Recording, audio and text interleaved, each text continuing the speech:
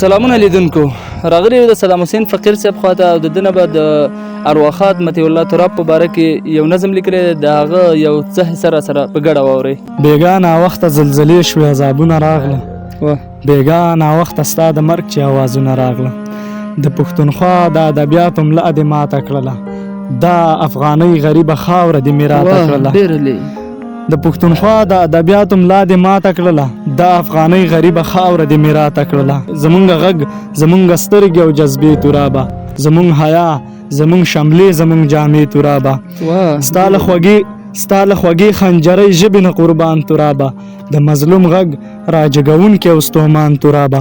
وا ستړی ستړی بختور شولې دمې ته لاړې، بې خیانته د ورېښمو بسترې ته لاړې. سره زما هر یو انسان ته د زړه صبر غواړم، خدایا تراب ته مشالونه اوس په قبر غواړم. خدایا تراب ته مشالونه اوس په قبر غواړم.